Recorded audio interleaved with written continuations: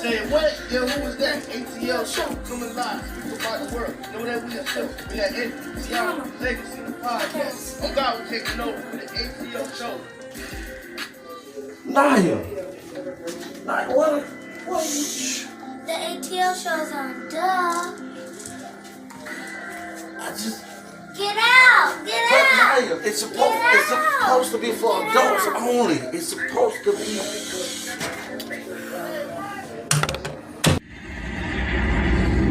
ATL! They're back! It's my time again. Anthony, Tioma, T7, Legacy! They're back! They're the best! Let's get it! Season 2! I'm the best at this shit, that's fact. And there's only one reason that I came back. I'm here to set the fucking record straight. Okay, I'm the best you ever catch, just spell the way. First off, ain't no beef with the spitters in my city. But if it comes with 28, then shit get gritty. I'm shitty. Yeah, I shit on rappers. Even dead on the scene, since you wanna be actors. It's the message. I'm talking open hills and places. Close up, feeling foggy. I'll be patiently waiting. It seems y'all forgot who really runs the throne. Screaming y'all number one, just because I was gone. See, ain't no stopping me now. I'm on the move. I'm on against team. Once when you ready to lose. The game, the street, the zone is took. This the message. Hope it leave you from me rappers. Sure. Yeah. The message. So y'all know. Yeah. The monster is back. And I'm at my spot. ATL, ho.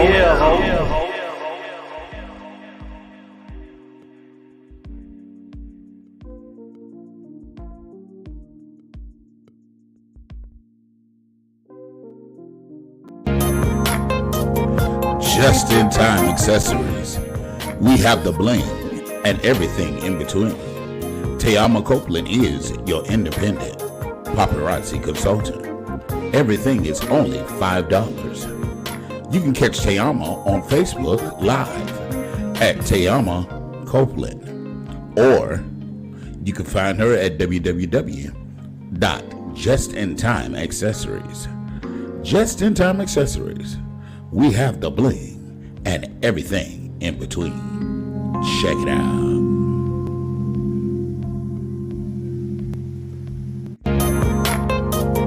Just-in-time accessories. We have the bling and everything in between. Tayama Copeland is your independent paparazzi consultant.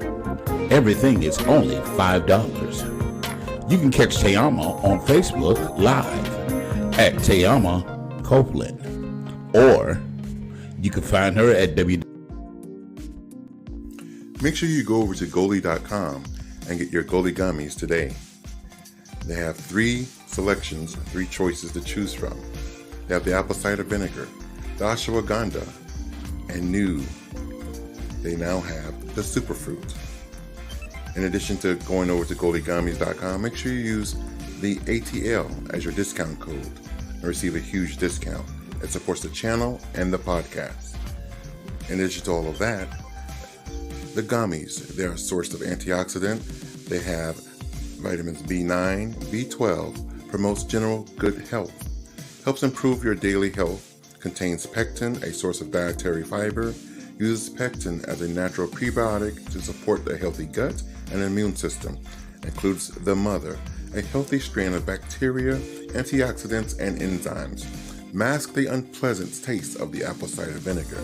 It's simple, it's delicious, it's Goli.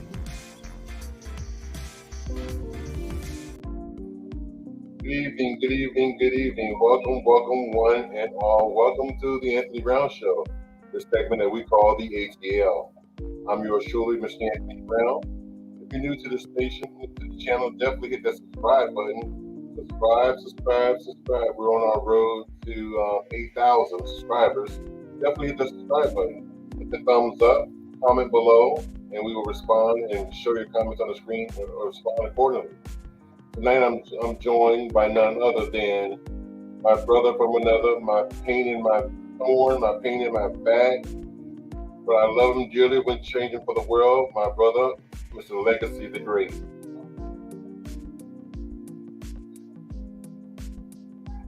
You're muted. I said ATL. And also, I was going to bring you on earlier to do the introduction, but you were too busy feeding your face.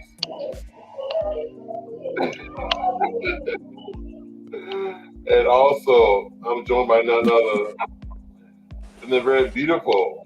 She got her hair done today. Miss Actually, hey everybody. I didn't know you were bringing me on right now. I'm sitting here laughing at Legacy, acting like a squirrel. Hey Darren, welcome to the show. Darren. Hit that like button. I'm glad it looked like I did my hair. Right? Tonight we're going with a special guest. This brother is so amazing to me. I was just so blown away. I saw him about a week ago on Kendra's show. Kendra does the love matching, the relationship counseling, and she's a radio personality, and she matched people up on her show. And I just happened to catch her show that day, and I was just so blown away, amazed at this guy. He was just so amazing to me. And I said, I gotta have him on our show because he's definitely a one of a kind. And I know that I already sent this link out to several ladies. I said, ladies, y'all gonna be watching tonight because I'm bringing you Miss LaWright, Miss Prince Charming. You know what I'm saying? So I'm gonna bring this young man on. His name is Donovan Phipps. Welcome to the show, Donovan.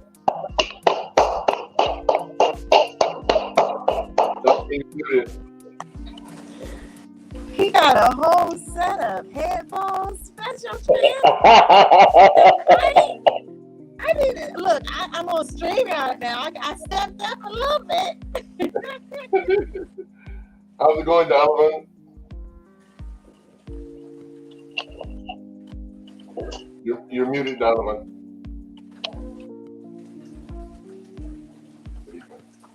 Now talk.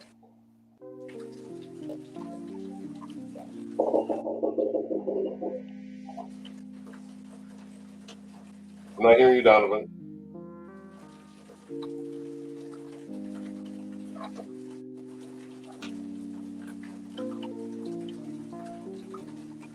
All right, can you all hear me now? Yes. Yeah. Awesome. Hey, Miss I'm Veronica. sorry about that. Good evening, my brothers and sister, and all of you who are watching. So Mr. Donovan, tell us a little bit about this. Tell us your story. Tell us about you. Where can they find you? Say it again. Tell us your story. Tell us a little bit about yourself. Okay. Where can they find you? Tell us about your business opportunities. All right.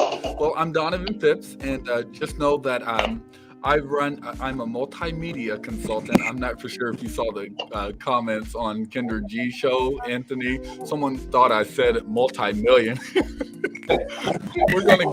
We're all getting to that status, but I'm a multimedia consultant. My company, DP Productions, along with my nonprofit, Fight the Failure, we partner. Well, first of all, my DP Productions, we deal with video and sound contracts, along with installations and setup on video and sound equipment for different organizations and different companies. We also have our website engineering, website designing and hosting side of my business that we host 47, 48 websites now, along with designing their and maintaining their websites. And so it's a blessing to be able to do that with my business, along with on the nonprofit side of my business is my Fight the Failure nonprofit, which we have AAU teams. We also have community service project hours for offenders that get in trouble. They are able to come to my organization. I used to do it through two ministries, and I then started thinking, hey, let's be creative and actually take a nonprofit where we can outsource to different ministries, but still be representing myself. Okay, so that's what made me start the nonprofit to actually help community initiatives with anything that's going on with gun violence, poverty, or just engaging in building relationships with our families in this community. And so I am a former educator of 8.5 years, working in the school corporation as a Title I instructor and a resource instructor, working with IEPs and 504 plans for students. And for those who are watching, 504 plans and IEPs are for students that are needing help in different areas in the educational system. And so I would have been the one that would be helping accommodate those needs and following through with those needs being met with their teachers if they were out, if they were going out to classes, or if they were in-house in a contained room, then I would help provide those resources. And then most of my time I spend with making sure I love traveling, first of all. Okay, traveling. We have an office in Indy. I have a satellite office I use that some friends have in Atlanta that I use when I'm there conducting business. I deal with a lot of. I have a lot of irons in the fire, if you all know that. I do serve on a commission here in this local community in Indiana, Evansville. I live in Mount Vernon, but I live in Evansville and Mount Vernon. We have property both areas. I'm technically a resident of Evansville to serve on the commission. The commission is the Commission of Social Status of African American Males, which helps prevent different situations like recidivism and poverty and gun violence and things. The commission is striving and aiming to do more efforts in building those relationships with the males in our community. And so we host a Million Father March, and I hope I'm not talking too much, you all. Okay. We host a Million Father March every year, which means the fathers bring their children to school day, the first day of the start of the school. The fathers had that chance to actually bring the kids to school and interact. And then let's see, the next thing, I believe that's a good teaser to start out with. Let's just say that. Okay. Let me say something, Tony. When I hear you say about the recidivismus, is that far as recidivist when it comes to an individual being sentenced with crime? Because growing up in Georgia, they have a law which is the Recidivist Act, and it's more like if you got 5 years or 10 years or 20 years, that's the mandatory that you are going to have to do before you're released. So could you break down to me what do you mean by you try to help the communities with recidivismus? So if someone ends up in trouble, specifically black males, if they end up in trouble, okay, they get sentenced, they come back out, try to prevent them from getting back in trouble, okay? So finding some resources that would help them from going back into the system, whether it's housing, or whether it's finding funding or finances that would help them. And hold up just for a moment, I don't want to be lagging right now while I'm explaining important information. So finding different resources that would keep them from going back into a system that's always falling and failing us as a community. And so that's what I mean by recidivism, to keep down that rate where they're not going consistently all the time back into that system, all because they don't have resources that could be met right now from us as community activists and leaders. So when you say that, see, I love when people talk about this. This is stuff that I love to hear. But at the same time, what do y'all have in play that pretty much helps? Because a lot of places when you're a convicted felon and you're coming out of the system, a lot of individuals, companies, agencies don't have any help. Not just for black people, but more or less for people in general when you're coming out fresh back out into the system. Programs that they have that should be readily available for anyone. It's like you're going to prison. It's like you're being screwed over 2 or 3 times over and over again because when you get out of the system is still there because they got a toe tag on you to say, the felony that's there tells everybody else that you're a criminal. So what system and what program do y'all have that y'all implement that benefits as soon as the individual gets out of prison? Okay, so I like your questions. Those are good, challenging questions for my mindset right now. I want to come back to what we've all probably been trained growing up. Everything starts at home. We can't count on programs and initiatives to actually serve us well because sometimes there are failures in programs, especially when you're looking at community funding and everything else.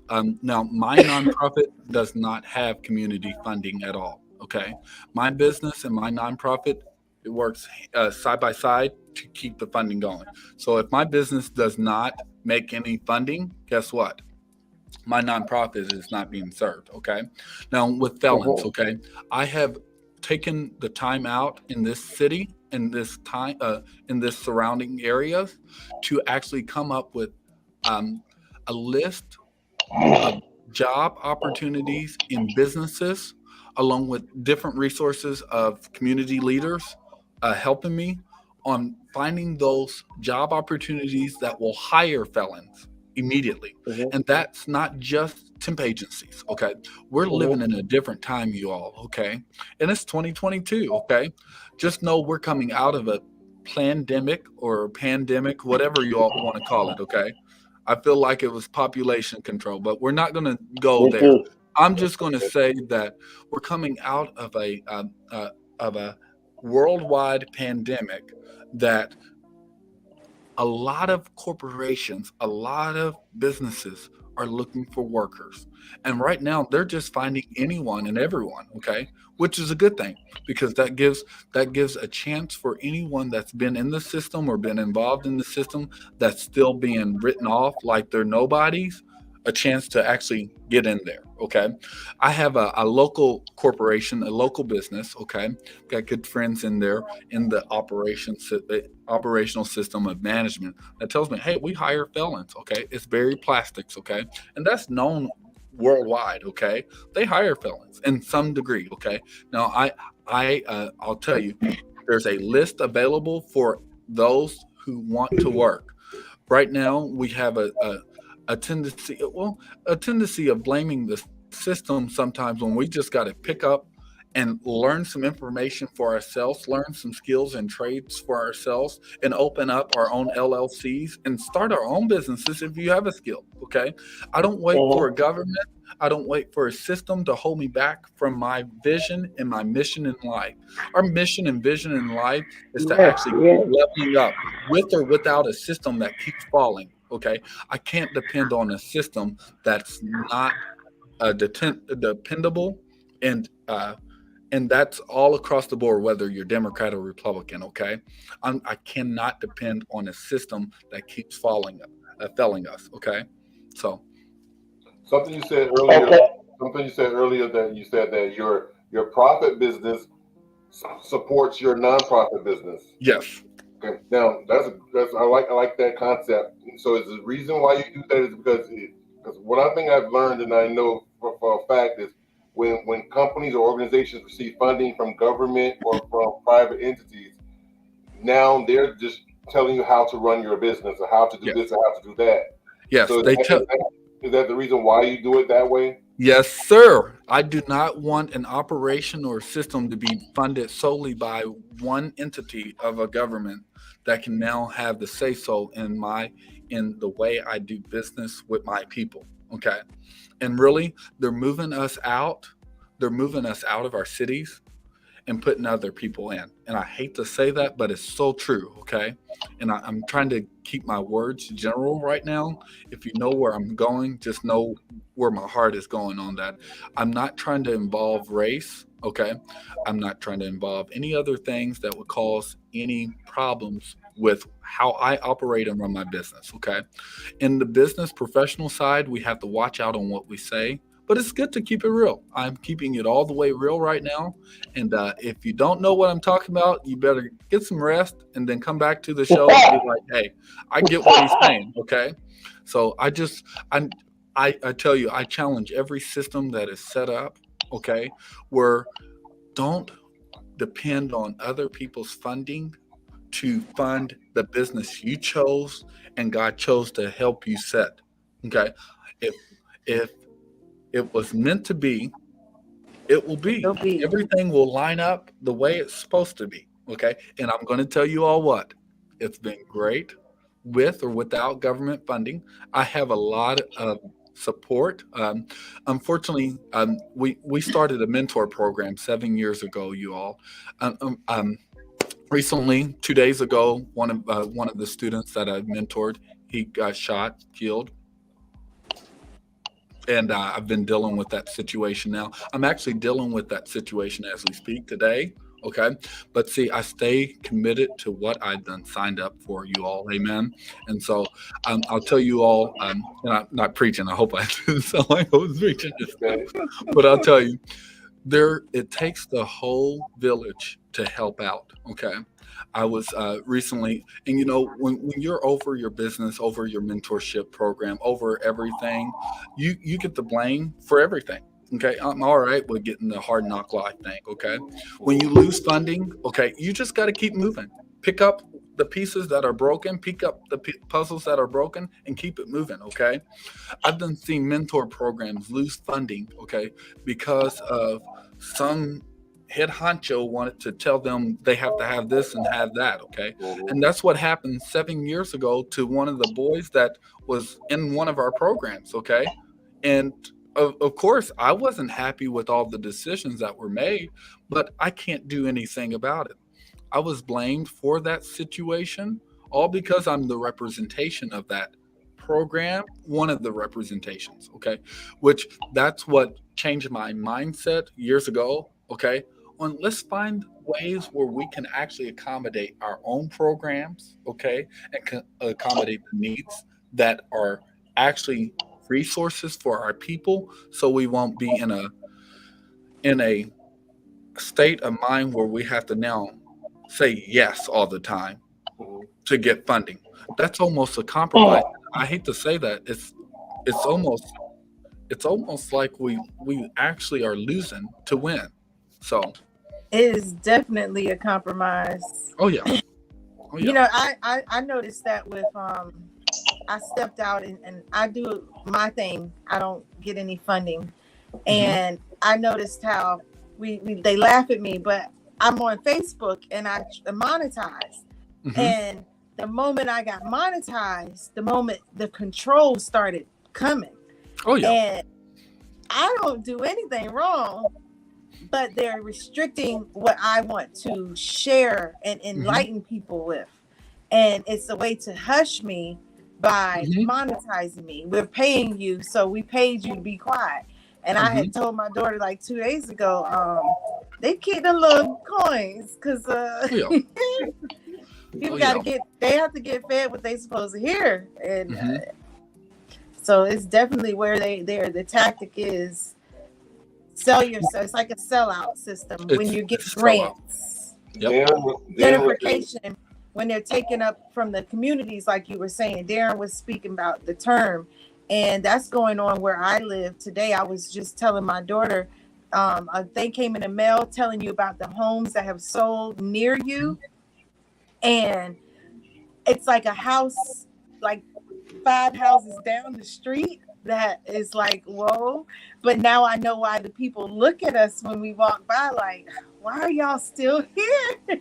Yeah. Because when they spent their millions of dollars on that house, they didn't expect that the 100-year-old people were still residing here. And and they're very bothered by it. They are. Wow. That's interesting. Like I said, Darren said gentrification, and we also have Tristan, which is Mr. 6'8". He says, "Hey, everybody, I want to bring up something. I want to bring up something real quick. Also, that Kendra brought up on her show, just the change in lanes just slightly, Mr. Donovan. On her show, first of all, what's your age? I'm 29. 29 years old. Okay, so 29 years old. One of the things that also blew me away is why I wanted to bring you on our show, because like I said, I've been reaching out to a lot of young ladies.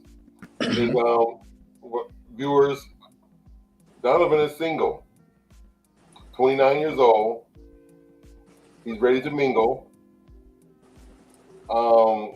He's what they call the high value man. As you say, he has his own businesses. But according to Kamal, he said this man don't have no time. He's so busy. I have to correct that real quick. I always make time for what I love and enjoy. So I'm a firm believer. People make time for who they want to. Yes, and I have a great team. I meant to mention that, okay? And I think I did mention that when I said resources. I have leaders that we work together in getting work completed, okay? Getting lives taken care of. When it's time to go from the business, it's time to go, okay? When it was time for this show, you made time. Sorry. Now my question is like the topic on tonight's show was is monogamy and abstinence real in 2022? And so, Mr. Donovan, is abstinence and monogamy real? It is. I agree. It is. Yes. Okay. Now the reason why I asked that question is because for the viewers, you want to tell them or should I tell them? I can tell them. I just wanted to make sure they heard my yes, it is real. Okay. I kept it simple, but I'll break it down if you want me to now. Go right ahead. Okay. It's called what we say self-control temperance, okay? When it comes to abstinence, okay? Abstinence, you just have to have self-control. If you don't know how to keep your dick and your vagina up, y'all, okay, that means you need help, okay? Exactly. That's like someone out here doing a mass shooting, okay? If they don't know how to control themselves, they need to be in a mental hospital or something to get help. Amen. So good evening, Paula. Amen. So when we say abstinence is just a word to some, but it's actually life to myself, okay, and others, okay? When you can use that word boldly and without compromise, okay? Without compromise. We kind of cut in sometimes and interrupt, so I apologize. I just did it a little bit, but I feel like I got like a tag team on the now, I'm here. Mr. Donovan, on Kendra's show, you say you do date and you have dated. I have. But you're not sexual. Say it again. You do date and you have dated, but you're not sexual. I'm not sexual. Now the question is, the question that Kendra asked, are you intimate? Okay. And the defining line of intimacy doesn't mean just in the bed. Okay. That's why I wanted her definition when she asked me. I wanted the definition of what she actually meant. Okay. All right. And so what she meant of intimacy was, have you been sexually active? Have you put your dick in a vagina? And I said no. Okay. And so intimacy are different levels. And really, that's not intimacy if you're first jumping to Sex in the City or Sex in the Bed. Actually, if you go back to upbringing, and I think it used to be very highly respected in the Black community, where we used to divide what sex was and what fornication was. Okay. Fornication is before marriage, sex is after marriage. But that's why there's no commitment.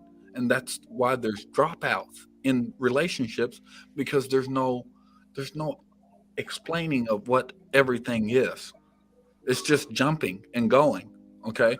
If your hormones are racing, you're just going to jump to get a feeling. Okay. I don't want a feeling. I just don't want emotions. I want commitment and establishment. Okay.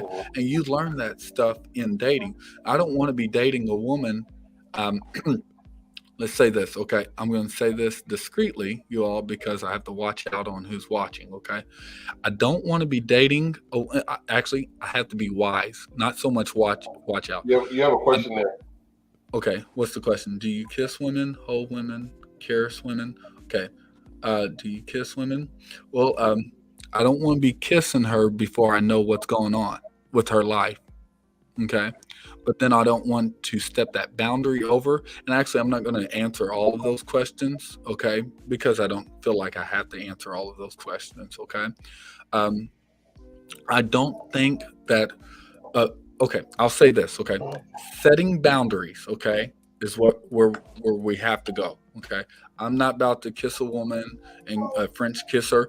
We all know levels of boundaries. When you start doing things, different feelings come with it. Okay? And so you have to set boundaries. I don't want to get all the way very descriptive of all of the questions, but it's just making sure you set boundaries where you're not having all of these feelings and hormones overtaking your life, where now it's just about sex in the bed and producing kids now. Because obviously most people, when they get sexually involved, they're not thinking about wearing a condom or wearing protection. Sometimes they just jump because the feeling's there, you know? Right. And so Tristan says, this is my lane.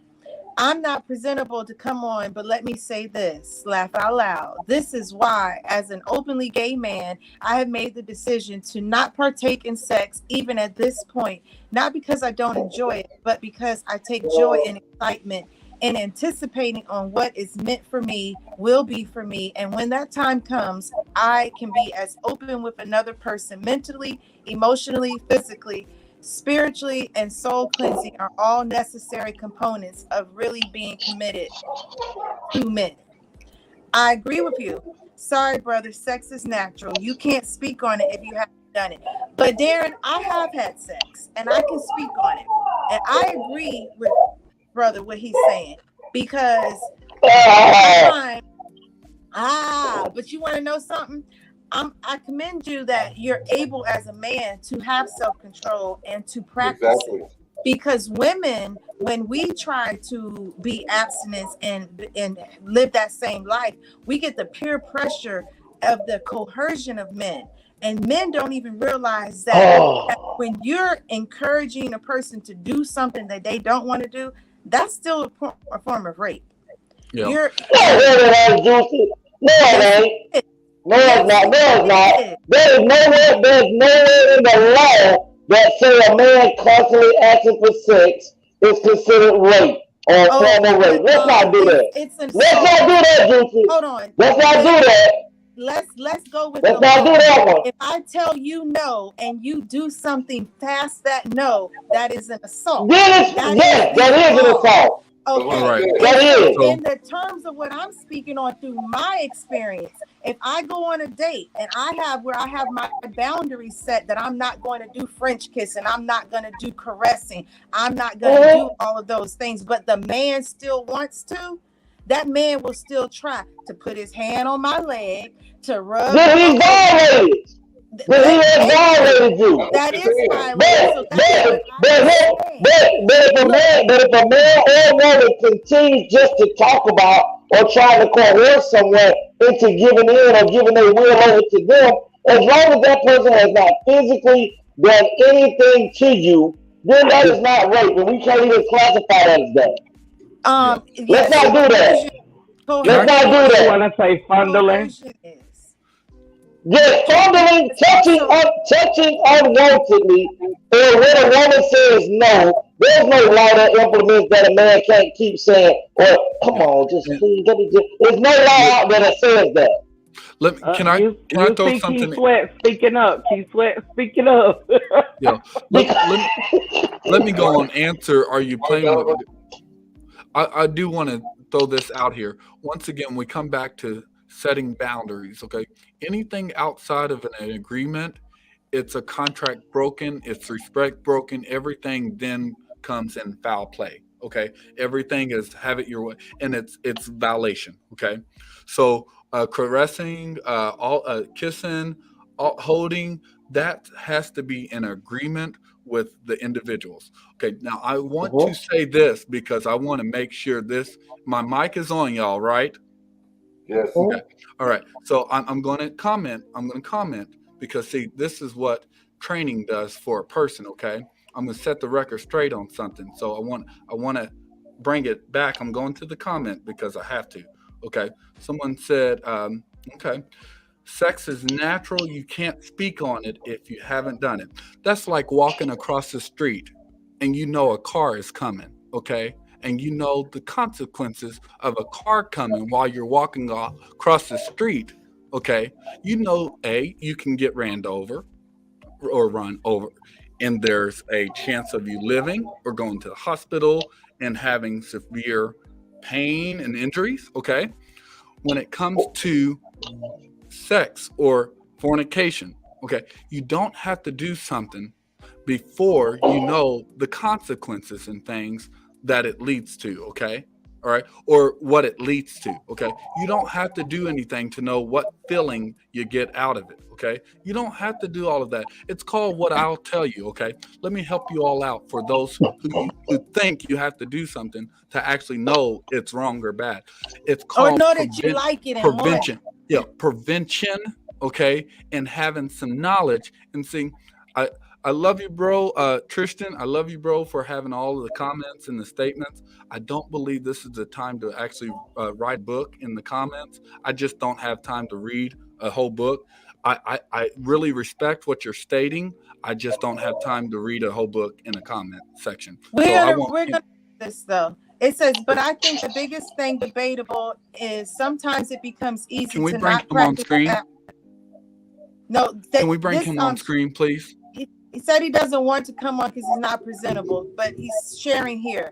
So we do read the comments when they send them through the show. We take a moment and read what comes through.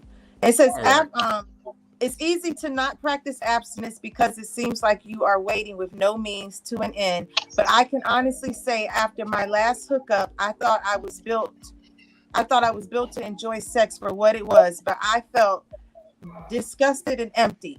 Even in the midst of having sex, I was panicking because it started to become uncomfortable. He was high on poppers and it was nothing passionate or connected about it. It was a lesson I learned. I don't know what the rest of it is. I can tell your aversion. That has nothing to do with walking across the street. The thing of it is that, the tug of war that we have between those who do and those who don't. The ones who do are the ones who don't want to admit that they're the ones doing wrong. And the only reason why we can say they're doing wrong is because of the choice that people choose to walk in their faith or their walk of life. There are some people who don't have the same religious background and feel that abstinence or waiting till you're married is what their culture is. To each his own for whatever choice people make. But when a person makes a choice, it should not be someone else's right to tell them they're wrong and they're going and doing wrong. When, if you're going to base it on, like he said, are you playing with God? I don't see you as playing with God. I see you being very real and respectful to God because that's what God's Bible says we should do, which is wait. Now, for those who come against it and say that you shouldn't because sex is natural, yes, sex is natural. The birds do it. Everybody just drops and do it whenever they want. Animals, anything. At the same time, we have dominion over all things, and that dominion is and power. Ourself. Power is clarity, and when you have mental clarity and you have your mind set on what you want and desire in life, you have control over what you choose and what you choose not to do. And that's where a lot of people today aren't clear and with their power because they're still running the race of satisfaction. They're still lusting. They're still wanting more. And when you have a sound mind and you're not in that loom of want, but you're there for what you're looking for, you have a goal, which you stated. You want longevity. you want love, you want commitment, Yeah. you want security. When you have those goals in place, the only thing that's going to come is what it is. Yeah. That's how I Can I? see it. He says, I That's see good. that you're religious and I'm sure you believe in heaven. Let me tell you something, buddy.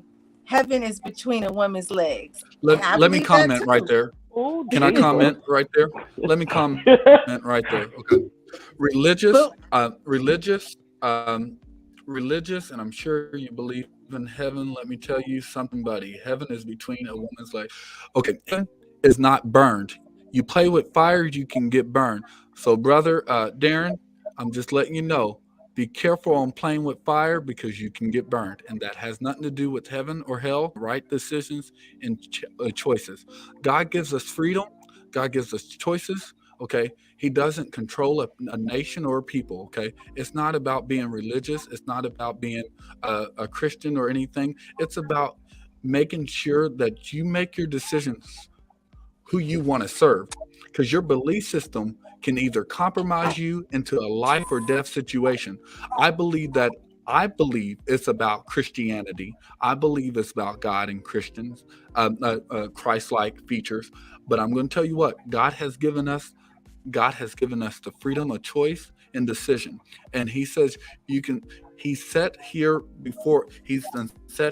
word before you to choose life or death, blessings or cursings. This has nothing to do with who likes who, what likes what. This has something to do with make sure you're valuing your respect that you have for yourself, valuing the right decisions that God wants you to, so you can set yourself up for success, not failure. Okay. Now, the challenges that we have in our Black community, I'm not going to sit here and take the time out to fight and argue with my brothers and sisters, because see, we already have that out there in the streets, and we've got to get past that. Okay.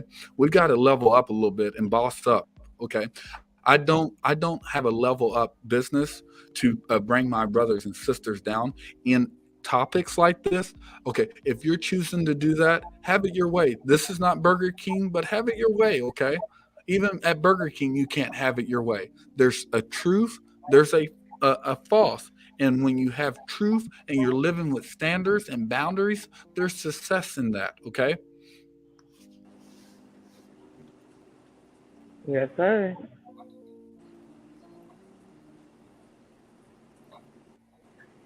If you talking legacy, nobody hear you, but we see your lips moving. Unmute yourself, possibly. Hold on. Tristan, I sent the link to your messenger. Mr. Donovan. Yes. Can you? Okay. Now let's just be fair across the board. And being fair across the board is this. Let's not say that because you're not sexually active at this moment in your life, that individuals because that's what Juice is leading to. That people who are choosing to live a sexually active lifestyle is wrong for doing that because this is their choice. I heard you say at least 4 times, I counted, that you have a freedom to choose whatever you decide to do, and there's no wrong nor no right in your choices because it's yours. Because I didn't say there's not a wrong or right. Okay. And let me make myself clear, okay? There is a wrong or right. Those words would not exist if there wasn't a wrong or right. What word are you talking about? Okay. So let's go back to what I stated and let's just make that clear so whoever's watching let's do that. Clear. So let's all be clear and understanding, okay? With all that get an understanding. So I'm gonna give you an understanding, an overstanding, so you won't have questions behind of what I thought or said. Okay. God has given us freedom and the choice to make decisions. Okay. All right. Just because I don't choose to live the same life as someone else, that does not mean I'm wrong or I'm just a religious person and I'm putting myself in a corner. No, I'm saying this, okay? You got to balance this stuff out, okay? There's a balance in the decisions and choices we make, okay? And there's consequences, there's benefits in the choices we make too.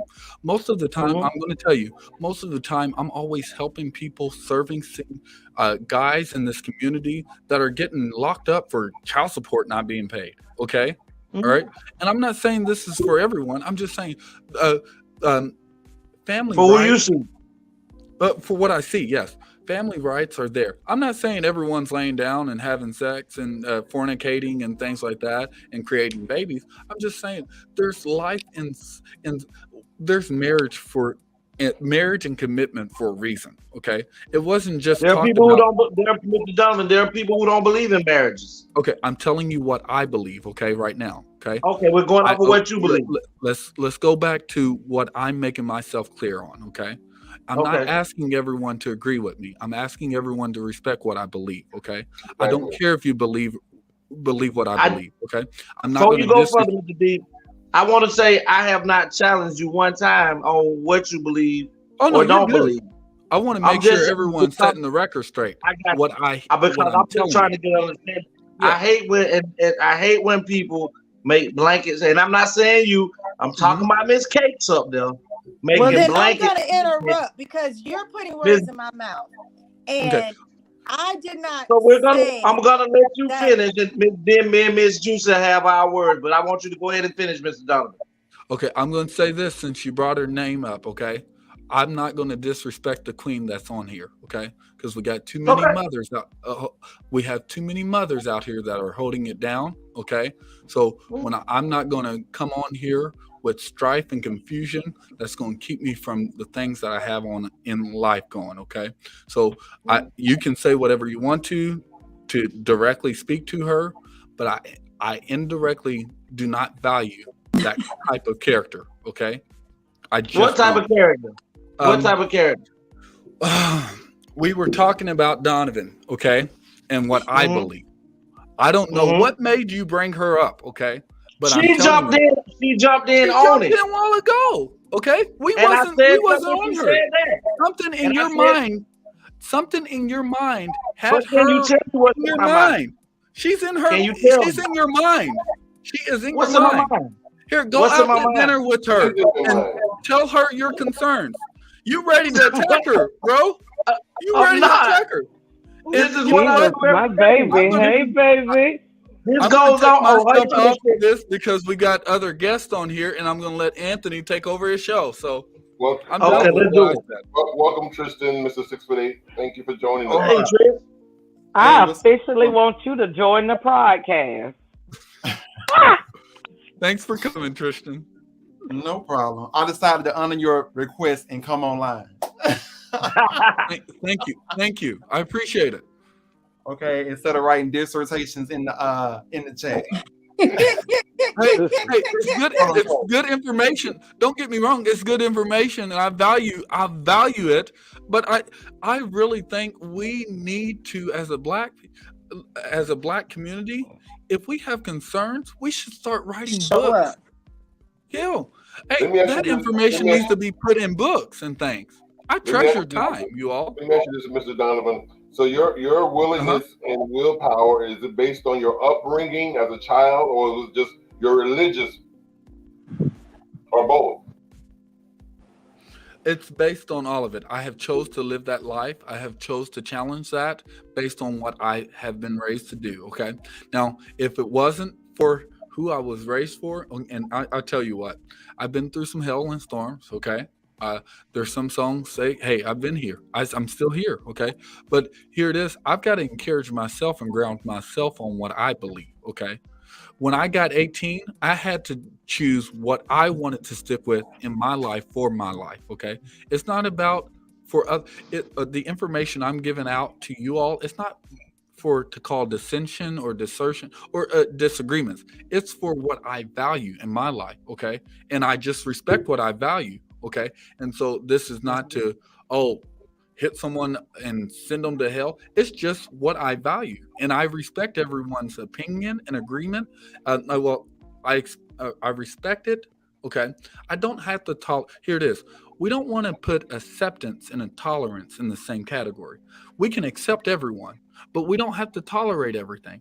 We don't have to make it known, though. Okay, you don't have to make it known out of respect what you tolerate. Okay, but when you step into my house, okay, you don't get to walk in my house and I have carpet, okay, and I tell you to take your shoes off at my front door and you don't. No, you don't get to run my house. You're gonna have to get that back right, okay? But when I walk into someone else's house, I have to respect what they have going on. Follow their rules. I got to respect it. I got a question. So I just want to make sure I understand, because I wanted to speak on something. Because I recall somebody had said, or maybe I think it was you that said that you don't partake in sex. Is that correct? Or if that is incorrect, clarify that. Let me help you out, okay? The definitions. Let's go back to those definitions. And I don't mean to be rude when I say let me help you out. Yeah. Okay. I'm going to tell you, when you say that word, I'm going to break down what that word means to me, okay? Fornication is sex before marriage. Okay. Sex is after marriage in its terminology and the definitions that I was actually giving out answers. Okay. So when I was speaking, fornication is putting your penis somewhere where it's not supposed to be going before marriage, okay? Before commitment, okay? Sex is, hey, we got it. This is the roll out after marriage, okay? So yes, I have not fornicated, and I'm not married to be having sex, so no. Okay, so you have not fornicated at all. No fornication, no sex. So are you self-control? So are you a virgin still? Like as far as society, virgin, society terms. Okay. I have not fornicated. I have not had sex. Okay, because I'm not married. So yes, if the terminology of virgin is not having sex or fornication, okay, in your terminology and your defining words of those,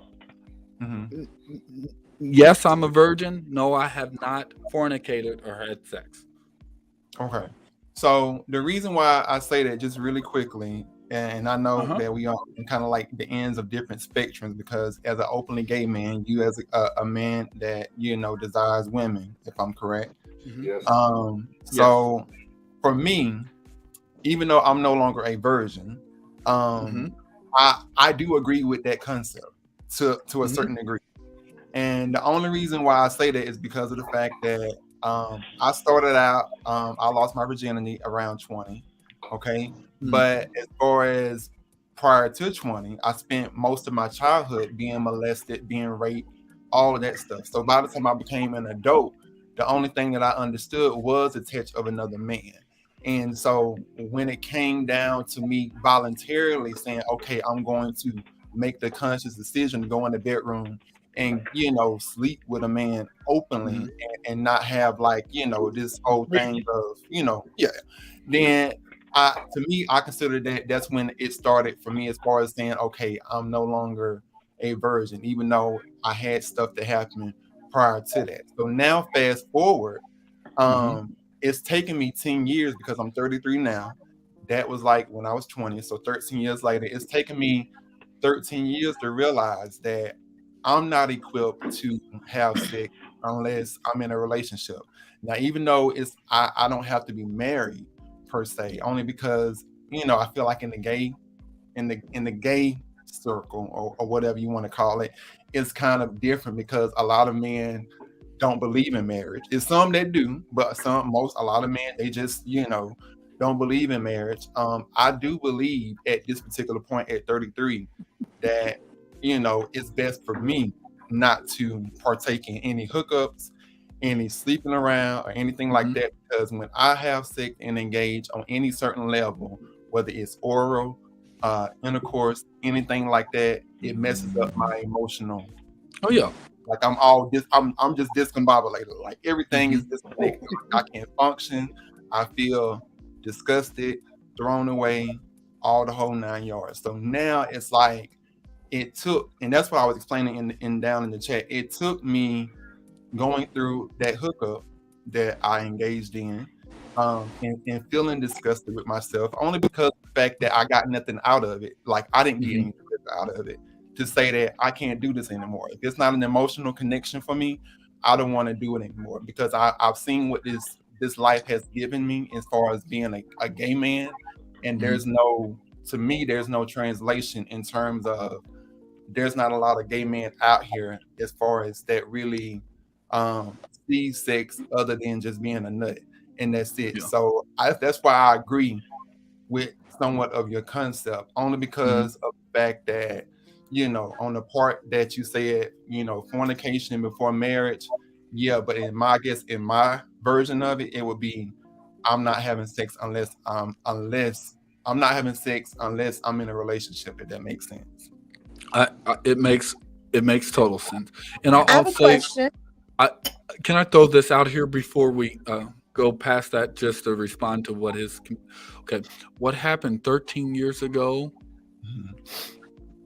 I don't ever want to put that to the now. Okay, right. What happened 13 years ago is your past. Okay, and people in the Black community, we have to really stick with that standard of not going back to the past. Not saying you went back to the past. I'm just throwing this out. Some people have downed others for their past instead of for their now. And I hate to see that in our community. I hate to see that in the struggle of our community. And really, people are hurting. Our mission should be willing to help others move from one level to the next level, not wondering if they're gay or straight or if they're demisexual or pansexual. There's so many words out here, y'all. Am I? I'm learning it because I have to learn it in the business world. Okay, Yeah. because there are articles.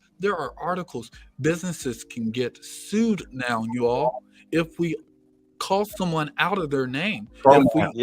If we don't hire different ones, I have to educate myself on all of these names, and so we all, as a Black community, as Black brothers, sisters, everyone needs to educate themselves and see there's principles of this stuff. Okay, this is not just me, Donovan Phipps, talking about God and talking about what I do to sustain or refrain from all of the things that are going on in my life to keep me going. Okay, I'll tell you, it's a global thing. The Bible says, and not to make this a lesson, I'm just referring to referencing it. Okay, the Bible says, my people are destroyed because of the lack of knowledge. Okay, how much more if we took our minds and took our energy and took our time and invested in knowing things? Here it is, not thinking it, or not in the, oh well, I don't think this is going to happen or so.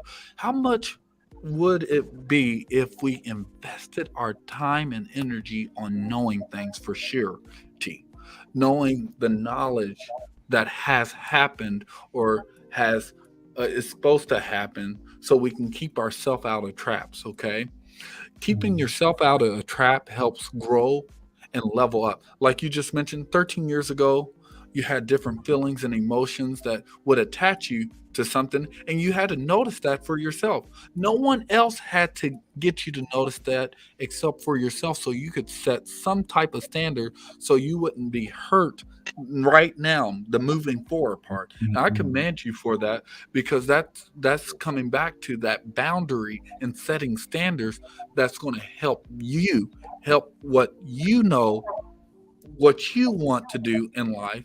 And that's a principle. That's just not a statement. That's a principle that's helping you balance out your emotions and feelings. As I mentioned, there's feelings in everything we do. There's feelings with mothers, fathers, brothers, and sisters. There's feelings with aunties, cousins, everyone, okay? Not just boyfriend, girlfriend, boyfriend, boyfriend, girlfriend, girlfriend. There's feelings in everything, and you got to balance this stuff out, or we're going to be in a consistent failure and a consistent trap. And you all know, when mice run to a trap, they have two options. They have the killing zone, or getting it out, making it out, surviving with the food that is in the trap. Okay, what I'm saying, we have several options, but it's good to avoid the trap so we won't have to go through the survival mode. Okay. I definitely agree with that. And the only last thing I want to say is that, now fast forward, and I think I was talking about this on my YouTube channel a lot, that whenever I meet somebody now, for me, because sex is not a priority, I definitely do make it be known, because my thing is that I don't want to waste your time. I don't want to waste my time. So I let it be known. Time wasted. Yeah, I don't want to have time wasted. So I let it be known that, look, this is what is not for me. This is what I'm not about. I'm really not interested in having sex with you right now. The only thing that I need from you is for us to be able to understand each other as far as internally. Like, that's the only thing that is being asked and required. And like I said, I think that for me, that boundary is important. It's not to say that I'm thinking like, oh, I'm better than you, or that I'm as far as looking down on you, because whatever you do, that's your business. If you do, feel comfortable with, hey, going out there and having a good time, and listen, I don't knock that, because I feel like everybody has different needs for different reasons. That's your prerogative. So I'm not going to judge you for what you do. The guy that I was talking to, recently, his thing was that he always wanted to talk about sex. There was always a conversation about sex. For me, that's not where I'm at right now. So, I mean, I respect that. If that's where you're at, I would completely respect it. Like, it's a no judgment zone. But for me, it's like, if it's not working for me, it's no need for me to waste your time, because what's the point of me dragging you on knowing that I'm not going to give you any right now? So I'm going to tell you up front. And it's not to put a time limit on it. It's just saying that, can we please do something other than on the first 2 or 3, 4, 5, 6, 7 days, other than talk about fucking. I'm sorry, I don't want to use it, but can we? That's it. Go ahead and use it. That's it. I have a question for Donovan, Juicy, and Tristan. All three of you, because all three of you are practicing abstinence and sustaining from sex. My thing to you is, do you think when you meet someone, Donovan, Juicy, and Tristan, when you meet someone, and do you think because you have this conversation with them openly that this is who I am, this is what I require, this is what I'm not going to do you think that sometimes it may scare certain people off because they want to have sex? Or what's your views on that? What happened to Donovan there too? Okay. Go ahead, Tristan. So I definitely think that it scares people off, but I think for me, the reason why it scares people off is because I'm very, very much like, anybody that knows me, knows that I'm very transparent about a lot of what goes on in my life. I don't hold back from nothing. So if there's something that I know is a problem, I'm gonna put it out there. And a lot of times, what I get from men is that, oh, you coming off as, just all of these things. And it's not me coming off as all of these things. It's just that I feel like these are conversations to be had. For example, conversation of whether do you use condoms or not. For me, that is a conversation that needs to be had. You would be surprised. There are a lot of people who don't believe in using condoms. And once again, it's a no judgment zone. I'm not judging you for what you do, but for me, because I deal with sickle cell, I deal with a chronic illness, I know for me, I have to protect myself. So of course, that conversation of what is your sex life like in terms of if it does come to that, do you believe in using protection? If I am going to have healthy conversations regarding sex, it is going to be along the lines of those terms, because these are things that are needed to know right now, rather than it come down to we get to the bedroom and now it's a misunderstanding because we thought, oh, maybe, just maybe, I'll let you just slide it in raw dog, vice versa. No, this ain't what this is. But see, we had that understanding up front, then things would have been a whole lot different. So I feel like, because I like to get stuff out in the open and just like straight shooter, it does turn a lot of people off because they feel like it's coming off as aggressive, too forward, and you're putting too much out there too soon. And that's just how I am. Like, I don't know any other way to be. I'm gonna okay. Hold on, Mr. Hold on, Lexi. I'm gonna re-ask the question again, because I don't know if you heard the question, Donovan, because you had walked off from the screen. I don't know if you heard the question. I'm gonna just I'm sorry, reiterate. I had to use the restroom, you I all. saw your message. So that's what I'm going to repeat the question. It was a question for you, Juicy, and Tristan, because of the three of you are choosing to practice abstinence and sustain no sex. My question was, do you think that when you're meeting potential partners, potential soulmates, do you think that when you have this educated conversation with them and you're letting them know, hey, this is who I am, this is what I'm not about, this is what I am about, this is the way it's going to be, this is the way it's not going to be, vice versa, whatever, and they realize that one, you should choose to, all three of you not to have sex from this day, moving forward until marriage or until it's right. Do you think that sometimes maybe scare people off? Yeah.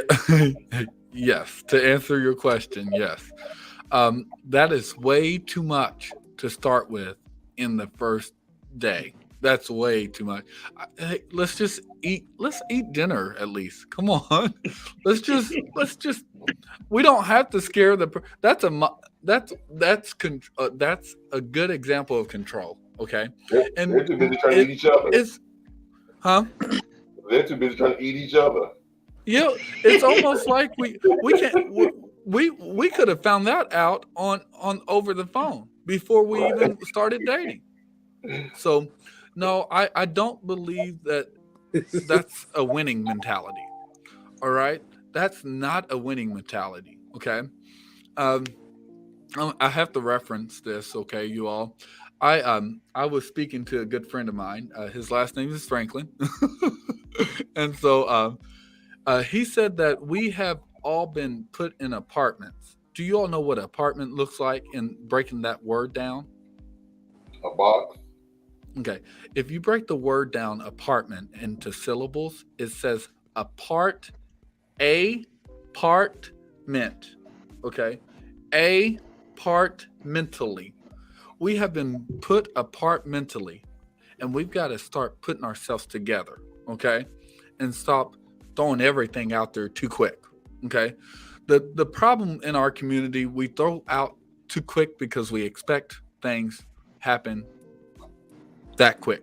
We've got to stop expecting things to happen so quick. Okay. And we try to keep our relationships and our friendships and things by getting emotionally driven, feeling driven. And most of it, it's all about how to control your feelings and emotions. Okay. When a child doesn't get what they want from their parents, they have feelings. Okay. That's where you have to learn how to kind of control your feelings and emotions and things and balance that stuff out, because it will upset you for life. Okay. I used to back 10 years, 13 years ago, when someone said they're going to do something, okay, I put them to their word. I used to get in my feelings about it. Y'all know how it is when someone say they're going to do something for you, man, and they don't do it, man. You up there mad. Like, man, and, just thinking different things in your mind. Like, they didn't come through for me, man. I had one of my, the parents of one of my former mentors. We were supposed to take them to a dinner, okay? All right? I have to say this, you all. I would be wrong to not say this, okay? This is an example, okay? All right? He didn't get to go to a dinner. That's not our fault, okay? Every part has to play their role, okay? All right? There's going to be feelings and emotions there, but everyone has to play their role and play their part. In order to go to the dinner, you got to drop your child off. We can't run around doing everything. I can't save everyone.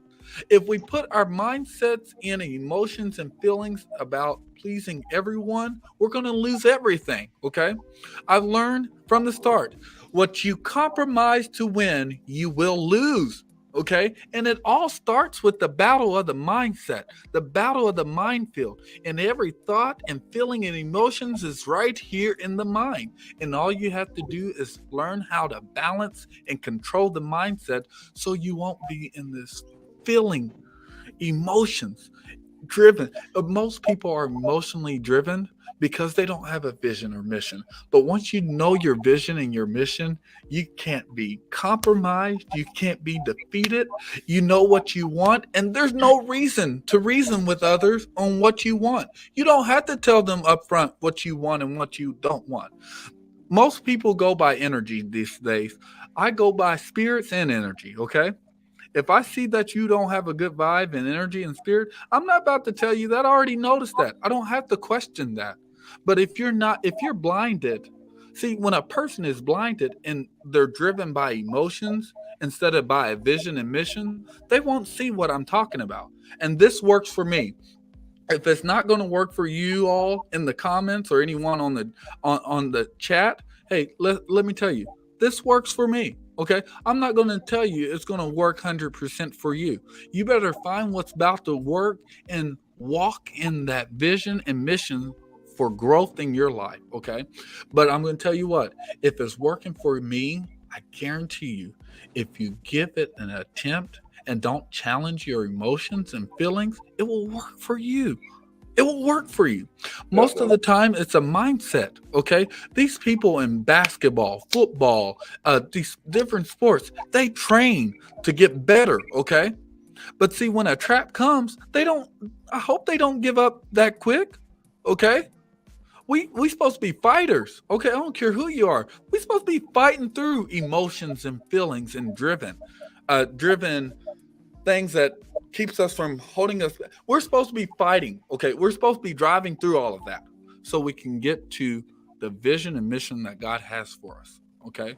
And if you don't believe in God, that's your problem, not mine, okay? And I'm not saying that for anyone else. That's your mindset. If you don't want to believe, you don't have to. God given us free choice and free will, but it works for me, and I'm not going to compromise what works for me to please anyone, because that's also driven by emotions and feelings and acceptance and tolerance. And sometimes people challenge themselves to be driven by those, and they fall all the time. That's why you've never heard me say in this conversation, if you counting, bro, if you still counting how many times I say words, you never heard me say try, okay? Because I don't try to do anything, okay? It's either you do it or you don't do it, okay? If you don't know how to do it, you better find out someone that knows how to do it, so you don't have to keep going through this attempting or trying to please or doing anything. I didn't have a word in on whether our mentor if it doesn't work, it doesn't work. Goodness. If it works for someone, guess what? It's going to work for that person. But if it doesn't work for someone else, guess what? They need to change something so it will work for them, or just go somewhere else. Don't be frustrated all these years and bitter because something didn't work for you. Find something that works for you so you can save yourself some hell.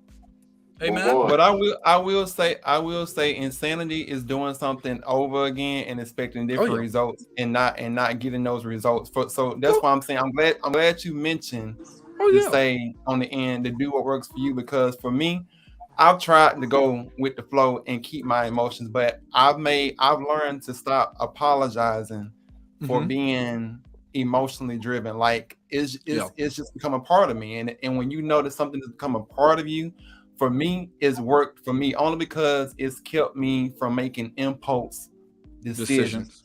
From doing stuff on impulse. Now, it may not work for nobody else, like you said, because of the fact that everybody is set up different. I believe that we all have experiences that bring us through our journeys. But for me, because of the fact that, I was having sex, it wasn't just about sex, but I was doing it as a coping mechanism. I wasn't realizing that until I had to sit myself down and look at, sometimes you have to look at what you're doing wrong instead of the other person. So I had to sit myself down and be like, okay, is there something that I'm doing wrong that's causing me to constantly make the same mistake and produce the same exact result and the same exact ending? So even though I do agree that sometimes you just have to let stuff kind of like play out, but I also feel like that if you know your past mistakes, if you know what it has brought for you, sometimes you have to just act on, okay, let me try to change certain things and see if it works. And for me, so far, it has worked. Now, I don't know about the future, but so far, it has kept me on one accord, and it's kept me accountable. Because now when somebody just say, I've never changed my phone number, and my rule number one that I've made in my life since 3 years ago is that I would never block anybody, meaning that if we've had sex, if things didn't work out, bad relationship, I'm not blocking you. So when people text me or hit me up, I feel like that you got to have enough control to say no. It's not about you saying, oh, let me block this person so they won't text. No, because you can still unblock that person and go back and still be back in the same predicament. So that's why I'm just like, let me sit here and try to do things differently and try to, do something that's going to hold me accountable and be able to maintain control. So I won't keep falling off in this same hole again or hitting the same speed bump, not learning from it. Because I know there's been generational curses in my family that I've seen people generations before me, whether it's been my parents or people before that, I've seen repetitive behavior. So now it's like, let me try to at least be the change that I would like to see. So I feel like that, even though I've identified, I am emotionally driven, and I do agree with you.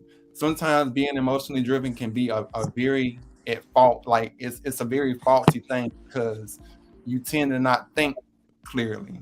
But also, I feel like that if you can identify and show accountability and say that you know that you have this certain thing about you, then it allows you to say, okay, what do I need to do to ensure that I'm not doing things that are going to put me in bad predicaments to end up, not necessarily getting hurt, because you can get hurt and do everything right. But they at least say, let me try to do something different that will at least hold me accountable, keep me on one accord. And if I do fall, at least I know that I did, I gave it my all and I tried my best to fix things that I knew was wrong internally with me, because I know I have a lot of mental baggage. Like, I make no apology for that. I know that. So I definitely agree. I it's like a tilting table. I agree with some of the things that you said, and I can see like, but I definitely like that perspective. I respect you, bro. I don't expect you to agree with everything I say. I just expect respect. That's all. I respect everyone to value respect in making informed decisions and know where people are. Because guess what? At the end of the day, we're not here to hurt each other, okay? We're here to build each other up. And if anyone in their right mind is here to hurt each other, what are we living for? Really? Right. That's as worse as someone being locked up or something. But I want to come back to you saying blocking people. I like to block people, especially if I don't want to give them that open door access, because then they call my messenger late at night in the morning, and it's someone I don't care about doing business with or anything. Block them, okay? All right, block them. Guess what? It saves you your time, your sleep, your rest. Now, I don't put my phone on silent because anything can happen during the midnight hours into the morning where I can be able to still hear that call. Okay. I some things I sense things, but some things you got to get a call, and I'm not going to let that moment slip away where I'm missing a cue because of different things. Okay. And then somebody else, Anthony, you said it was somebody else on here who was practicing abstinence. It was the third person you mentioned. Juicy. I was going to let her answer. Okay, Juicy. I know it was somebody. I was like, I knew it was somebody. She's having trouble with her internet, but I was going to give her the same question that I asked both of you was, do you think that, because Juicy, she went from having sex, having children, being married, getting divorced, but now choosing to practice abstinence and now wait for Mr. Right. So and after she answered that question, I have another question for Donovan. And the question for Donovan is going to be to tell the world what type of woman he's looking for, what type of queen he's looking for. But go ahead, Juicy, answer the question. Do you think that practicing abstinence sometimes scare your potential partner off? So since it's back to me, I want to say, one, when I speak on the show, I speak from knowledge, I speak from my experience, and I speak from what I have gained from my awareness of helping others. So coercion is even able to be convicted in the court of law as far as rape goes. Coercion, by definition, is when you are forcing someone to do something that they do not want them to do, that they don't want to do. That can come in the ways of giving them too many drinks. That can come in the ways of so when I said it, I should not be targeted as if I'm coming and I'm bringing some bogus information trying to make things be bigger than what they are. Even Kamal made a comment as if I'm wrong on saying that. The thing about it is, most people who do the coercion always see the person who's speaking on it as if it's not so, because it's something they are what they do. It's what most men do. Most children are molested and raped as a child through coercion. Okay. So at this point, when we're speaking on, and my point wasn't to put anybody down of their choices. It was to speak on the different ways you can encourage people to go against their wants, and it still could be. Now, yes, to answer your question, Tony, it runs people off a lot. I am still single because of my choices. I have even been in relationships where the man has presented to me, oh, so I should do what you want to do, but what about what I want to do? And then I'm like, okay, you know what? I hear you, and you want me to say, I love you, I trust you, I want to be with you. I'm going to take a chance with you. Guess what? I'm still single. Them men wanted what they wanted, some pussy. They did not want me. Okay? I can understand that. I can respect that. But at the same time, I ain't going to sit here and act like it was me and what I have to offer that they didn't want. It was them and their character, their mindset. They weren't able to wait for it. A real man knows what they want.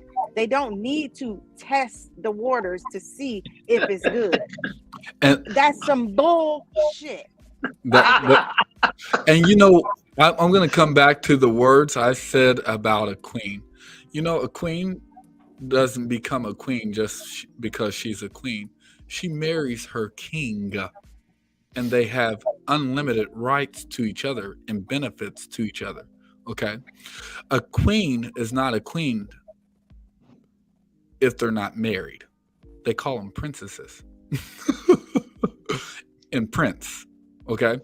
But even with those, okay, words and terminologies, defining those words, okay, coming back to what Anthony wanted me to say, wanted me to answer on the question of who I'm looking for, I'm using patience as the virtue.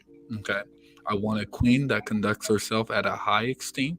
Okay, and I say high esteem because we're living in a different time. You get esteem. That's just average. That's like everyone else is doing it. Okay, but see, this is not for everyone else. I'm not asking everyone to agree with me or not. I'm just asking you to respect me. Okay, so let me walk you down. What? No, I'm not going to say it. No, I'm not going to say it. Okay, let me walk you down my life. Okay, I've seen women being abused. I've seen men being abused. Okay, in relationships.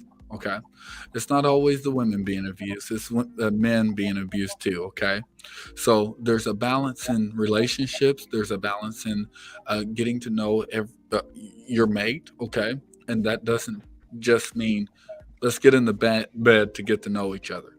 If my queen wants my body parts, she wouldn't mind paying the price of getting married. Okay, vice versa. If I want her body parts, I wouldn't mind getting married. Because see, marriage is commitment, but also it's not quick to leave a marriage like it's quick to just leave a woman that you just laid in the bed with. Okay, it's not quick to leave a marriage. There's loops that you have to go through to even get out of a marriage, especially if there's prenups inside of the marriage. And without a prenup, there's finances and property and things in a marriage. I've got things that I can lose if I chose the wrong relationship. So I have things that I could be losing my life over if I end up just settling for less. So no, I value respect for myself, not to treat a woman and steal her heart. And so with that comes a commitment, and with that comes value. Okay. So I'm not going to compromise what I believe of a queen should be. Okay. And like I mentioned on Kendra G show, I don't want her having to feel like she's walking out of the house in a bonnet. Okay. All right. I didn't mention that. I didn't mention that Kendra broke down what I was actually meaning. No, there's a value, or pajamas, yeah. There's value in our queens. There's value in women, okay? In a real woman, if a real man is looking for a real woman, there's value in that, in the relationship. There's commitment, and that comes with presentation, okay? You don't go to a job interview looking any kind of way. A relationship is more important than a job interview, because you about to give your life, you about to give your heart to someone. Okay, being in one of my past relationships, okay, and I've only had two, you all. Okay, let me just make that clear. Okay, the first one was without kids. The second one was with kids. Okay, but see, there was a struggle. The second relationship, there was a struggle with the woman that I actually truly loved and wanted to be committed with. She had a struggle with drugs, okay? All right. I could not change that because that was her past relationship that caused that situation. But after a time, that's what you like, okay? And you can actually ruin what I have going on if you're valuing your drugs over your kids, okay? And now I'm taking care of, I don't want to say it, but I'm taking care of kids that are, I'm taking care of the kids and the drug habit that the mom had, okay? And I'm trying to balance, no, not trying. I'm balancing out my life and what I have going on while I'm taking on an extra responsibility without being married, okay? Correct. And she had desires like we are a family already, but we're not. Okay. Did you have propose kids to her? coming into my life. I did not. Okay. I did not. So, but we were getting to know each other. Okay. I want to share what Okay. I know as far as queen. This is Juicy Okay. talking. Okay. A queen, the origination of the word is actually one that symbolizes a whore. Back in when it first started. So the etymology of the word. We today symbolize them and put it as a person on a pedestal and as someone of a significant, like it's that.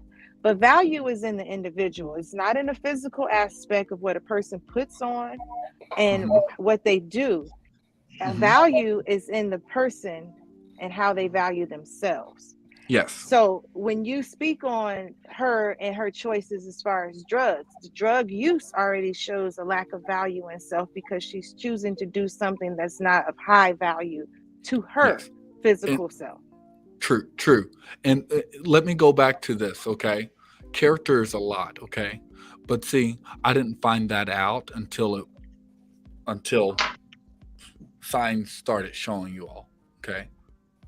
All right. So I'm not going to go into that relationship as too much personal, because that's too personal for me to go into all of the stuff But that's one of the main reasons why you wait, because it takes time for you to find out. To find all of those things out. I wanted to go through every season, okay?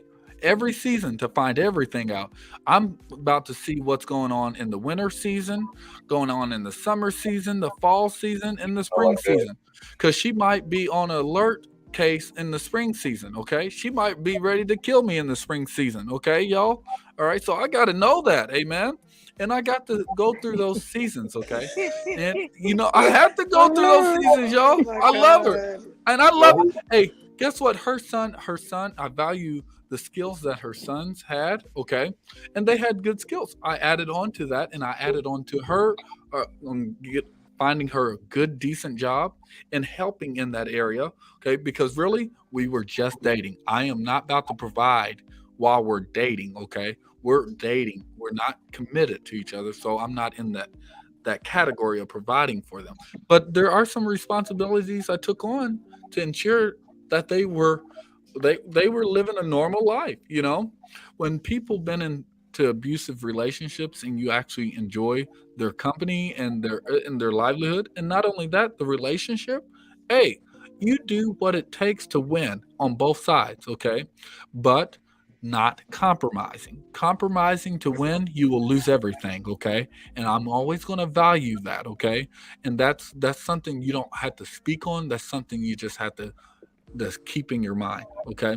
Everything, you don't have to say everything. There's some things you just know you value that the person needs to know, hey, where you're coming from. If you know my heart, you know it's good. If you value my time, you know not to set some loose standards, okay?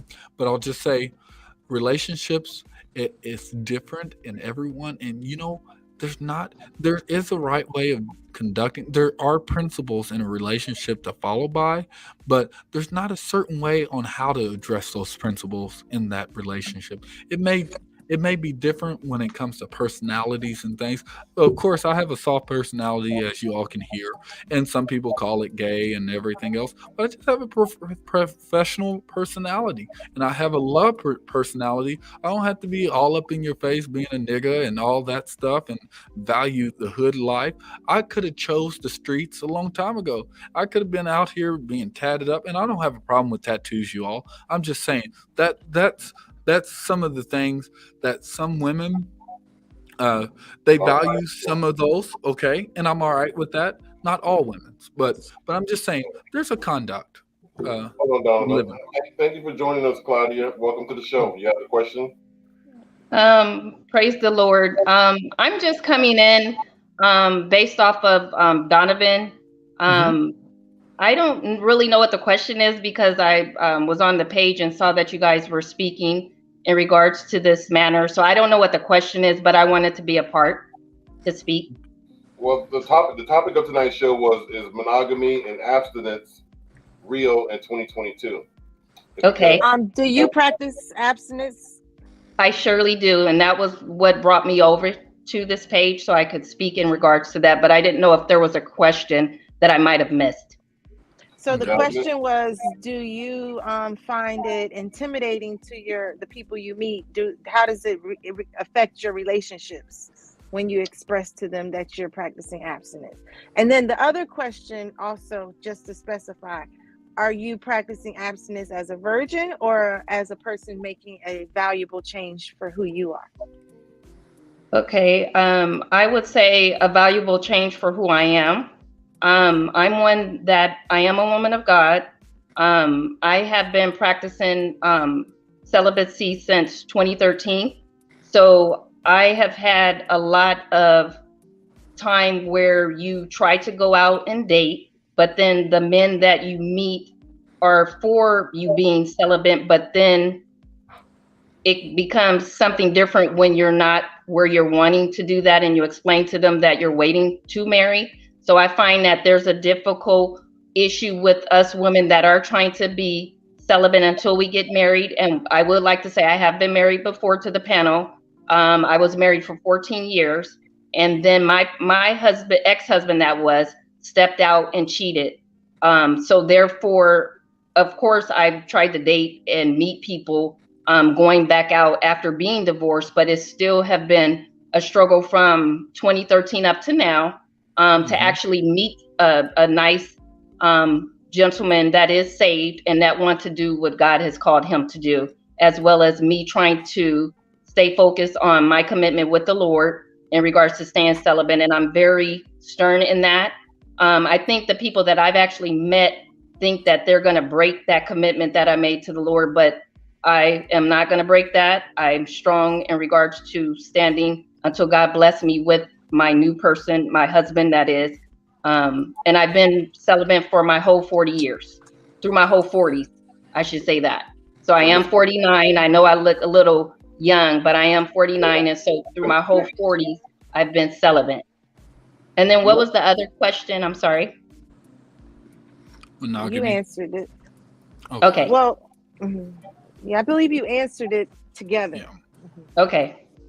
But I wanted to address that because it is hard for us out there that are standing to meet the person that God has for us. And I think as women, we should just continue to stand on that commitment to the Lord, because when you get out here, you see that these men are truly not what they say they are, and don't distort yourself for settling for less. In other words, it's not worth it. Just continue to stay clean and wait till God send you who he said he's going to send you. And then for myself, I have shared with people that I met, I'm not asking them to be celibate, because we know heart in hearts that men you meet are not going to stay celibate. Most women may stay longer, but it's not going to be where my partner's been celibate for that long of time. And I'm not going in naive of knowing that. I just want God to send me who I'm supposed to have, that loves me with a pure heart, as God says, to be that leader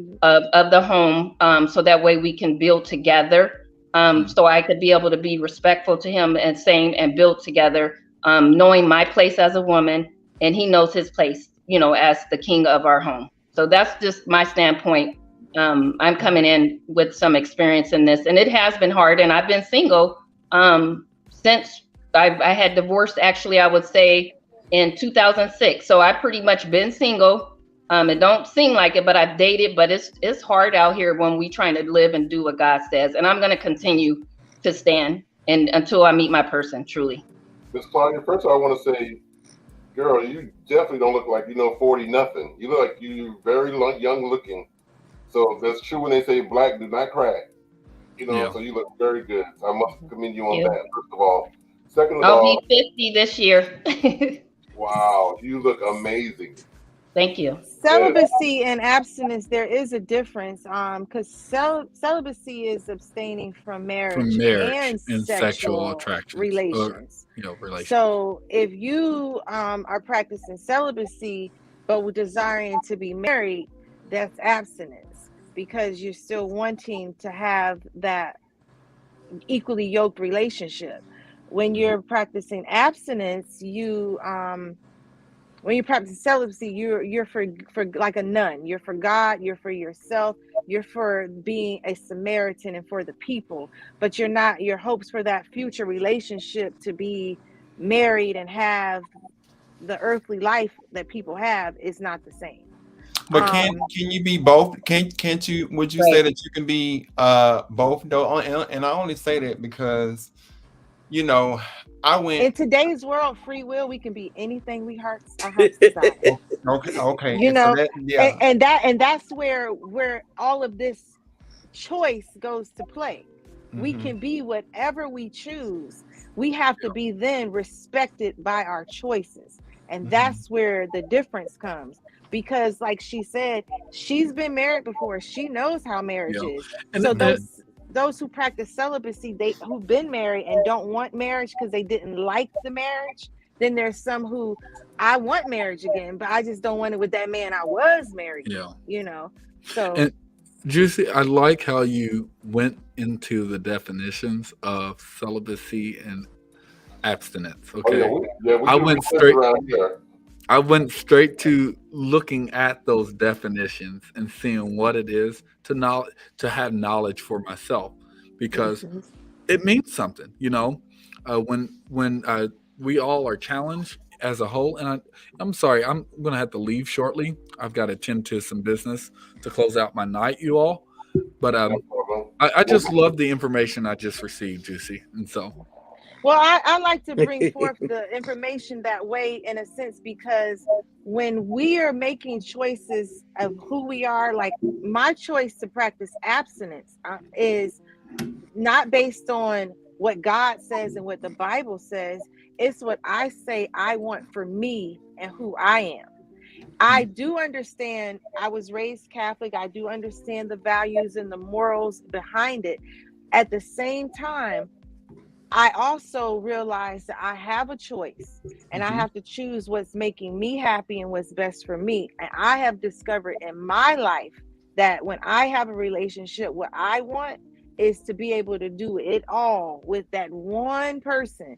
And I don't want to play around and find another and find another and find another. I just want that one brother.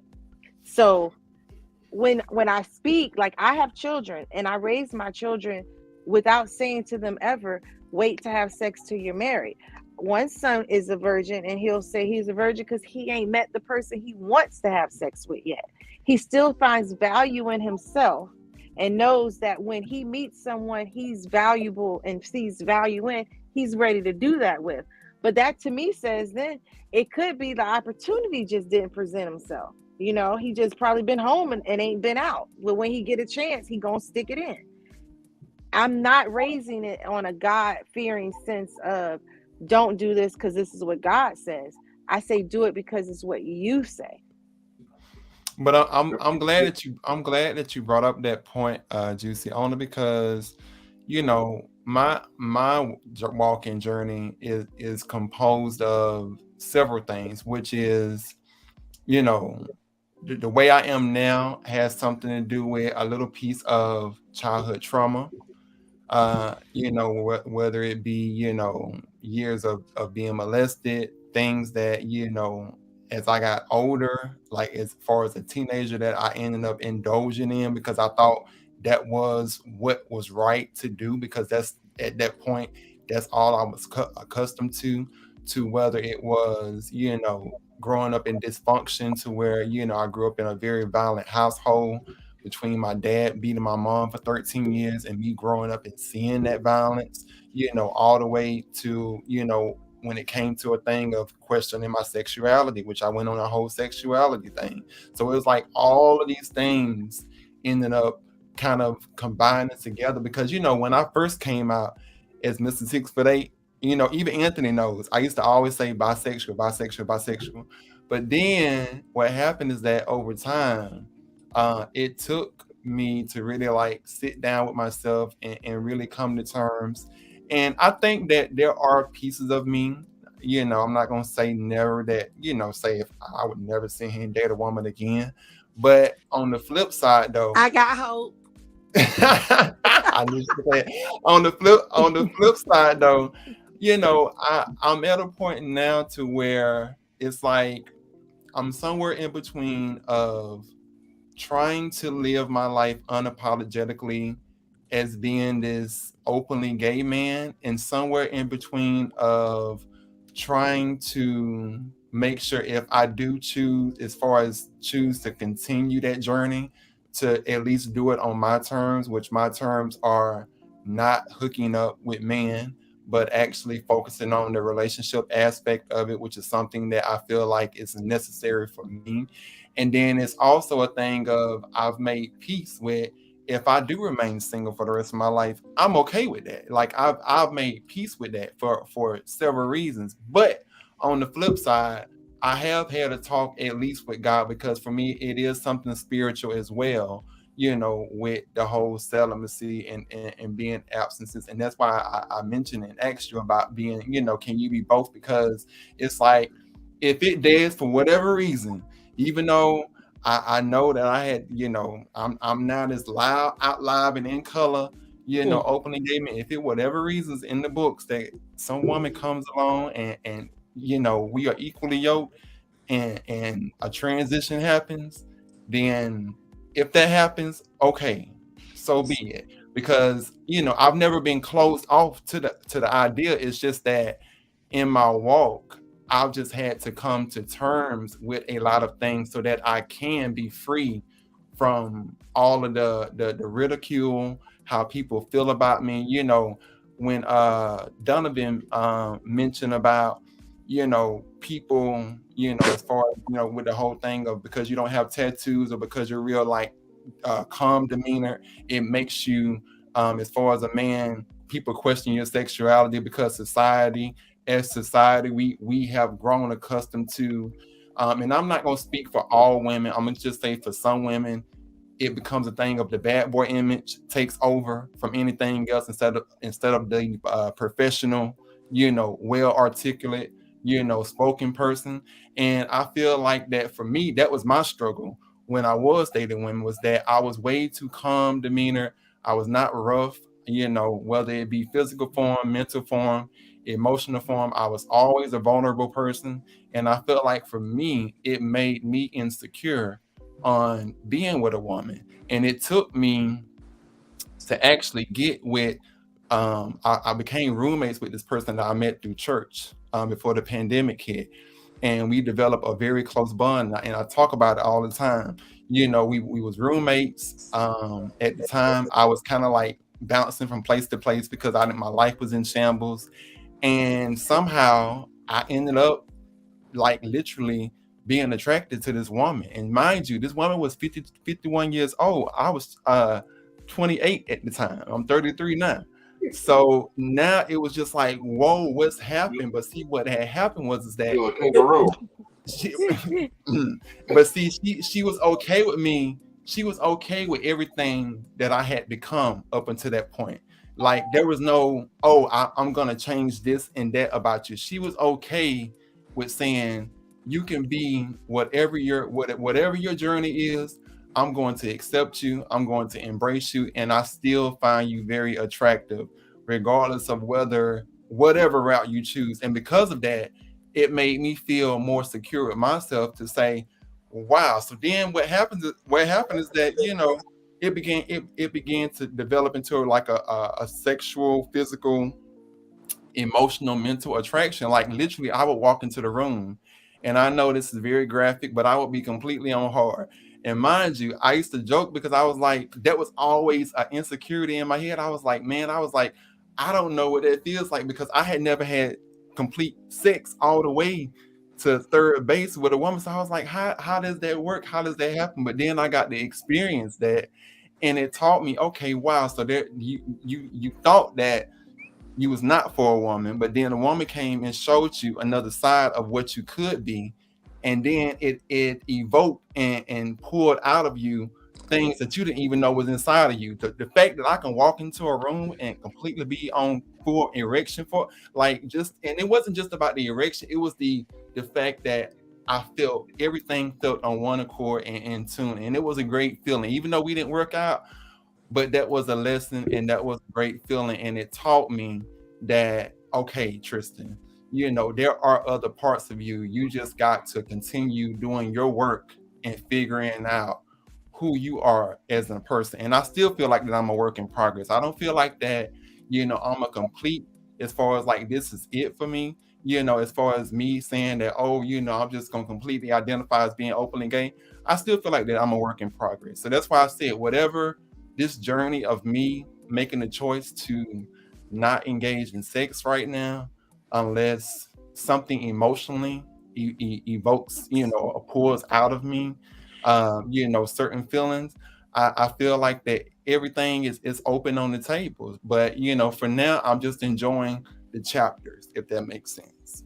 Well, just to piggyback on what Donovan said, we too got to leave in about 10 minutes also, Donovan.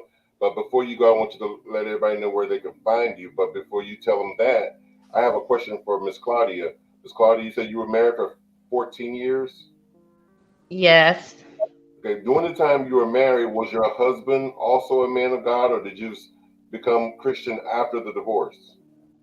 Actually, we both were. I was Baptist when I met him. He was Catholic. So that was unequally yoked. And later on, we both became Christians, had a Christian household. So that's how that was. And then he ended up stepping out. And I want to just bring this into this. And I know we got to go. And thank you once again for having me. But he actually was molested. That came out as well. So I found that in reference to his sexual behavior with other women is based off of his past of being molested as a child, which we all didn't know about. So that's a key factor. I believe maybe if he hadn't went through that type of trauma, we probably wouldn't have never got divorced. So he was forgiven and so forth, all of that good stuff. But that's how that stemmed from, pretty much. I was gonna ask that question because I saw this me or however you say it, and it said dating a Christian woman is the best because if you cheat, all you gotta do is say the devil made you do it. Y'all pray together and she forgive you. And so when you said that, I was about to ask. I do jokes, so I don't feel that's the truth about it, but I mean I saw it. So when you said that, it just triggered to me, and I was wondering, like, but you cleared it up. Yes, ma'am. But thank you so much for having me. And thank you for coming on. Like I'm gonna tell you, I was getting ready for bed. Like literally, I was already in bed, already done. And then I knew you tagged me in this show, but my notification came up and I was like, let me click over in here. Then I saw what y'all was talking about. I was like, Lord, I was like, they done got in my lane. So I was like, let me just come on for a tidbit and put my little 5 cents in, okay, and pop off. But I'm truly grateful, Anthony, for as far as the show tonight. I truly have enjoyed everybody's perspective, that's on the panel, because it really shows, I think, to all of us that we all are not alone in our journey, and that somebody else is going through maybe something similar, and so it really makes you feel like, okay, maybe I'm not just this, like person out here in the middle of nowhere and nobody gets me. So it's definitely refreshing to see so many different perspectives, and people from all walks of life have so many different, journeys and views on things. And I'm just truly appreciative of, the show tonight. So thank you all once again for everything. You're so welcome, Tristan. Let them know where they can find you, because you're also a YouTuber and an influencer as well. So Tristan, let them know where they can find you. Yeah, so you can find me at Mr. 6'8", which is MISTER the number 6 FT the number 8, and I kind of do, I try to do as much as I can when I can. I work a job that keeps me busy, but my channel has kind of evolved, because when I first started, it was a bit out there. It was a bit R-rated, but now it's kind of trending more. Shut up.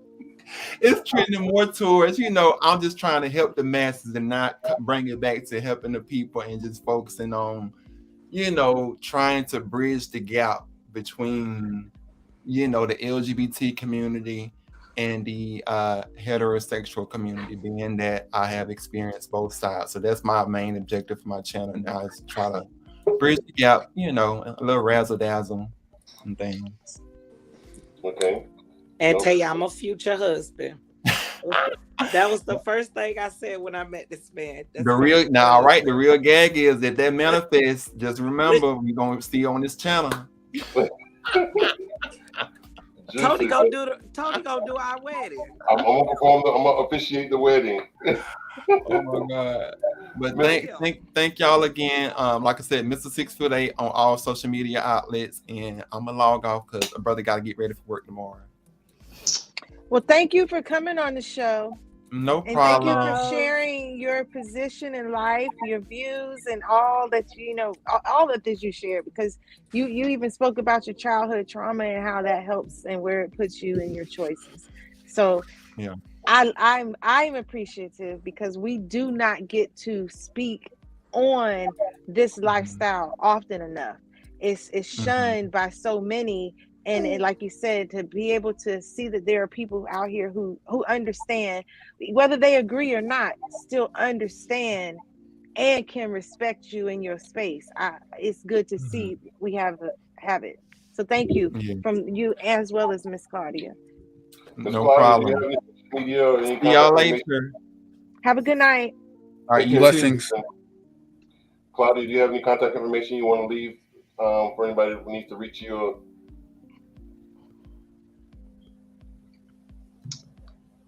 Miss Claudia?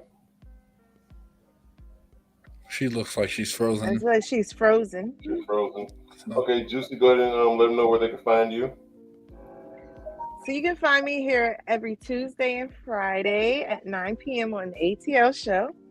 check out my website, enliventoyou.com. You can order herbal teas and other homeopathic things there. We ain't even worried about Facebook. I have a business line that you may call. It's 202-677-5469. You can also schedule consultations on that line. Or you can find me at Miss Beautiful on Instagram or Miss Juicy Cakes on TikTok. Thank you. Thank you. My sister, Ramonetta, the boss lady herself, Miss Tiama Sweetness.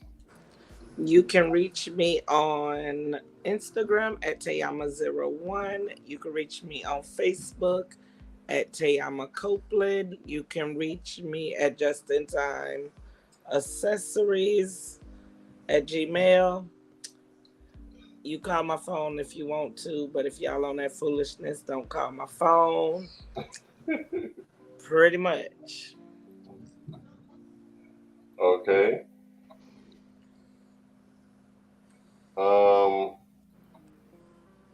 And of course myself, I'm Anthony Brown on all social medias, Instagram, Twitter, Facebook, YouTube. Also, I have a Facebook page called Anthony the Writer. Please follow that page as well. And I just started a TikTok channel, TikTok page called Anthony the Chosen One. And the words that I live by wholeheartedly is you got to grind until you shine. And for business purposes, you can reach me at 561-768-3710. And then we also have my brother. Somebody's echoing. All right. We also have my brother. You want me to give my information out now? Hold on, Legacy, go ahead and give yours first, and then Donovan. Okay, Legacy the Great. You can reach me on Facebook up under Audrine Williams, YouTube, Antonio Williams. My email address is legacyunlocked@mail.com. Business purposes only. Call me at 229-630-7615. And we save the best for last, our special guest. It's been great and wonderful having you on the show, and I hope you're not a stranger, and you're always welcome to come back on whatever topic you want to talk about. And I'm definitely going to reach out to you for your businesses, because I'm going to need some web design and look more into what your company has to offer. Because I have a website for my notary business, and we'll talk off the air. But I got you. Hey, I'm Donovan Phipps, and thank you for inviting me on the show, Anthony, and thank you for the sisters and brothers that stayed on the show. I enjoyed you all's knowledge and your wisdom as well, and I enjoyed Legacy challenging my answers and questions, and Juicy and the he gave you the mild version tonight. Yes, thank you. I'll take all of it. Okay, I know how to deal with tacos. Okay, mild, hot, whatever. Okay, so but my information, if you want to visit and get to know what I do specifically, log on to donovanphipps.com. Also, if you want to catch me at all the other social media platforms on Facebook, Donovan Phipps, Instagram, D Phipps Life, YouTube, DP Productions, and on Facebook, Donovan Phipps Online. And don't forget that you are loved. If you need some encouragement or need some strength or need to talk to someone, feel free to call my office line at 812-359-7216. If you have any drama, leave that at home for your mama, okay? And log on to Donovan Phipps and have a great night, you all. I love you all, brothers and sisters. And remember, it's not about me. It's about uniting and coming together with brothers and sisters. And I enjoyed the show. I enjoyed all the comments and everything that came through. And thank you, Anthony, for having me on. Thank you. Legacy, want to go ahead and give you a closing remarks and close us out? Yeah, it's going to be short and quick. Yep. If you enjoy if you want to keep your dick and your pussy to yourself, is okay. ATL, ho. Good night, everybody.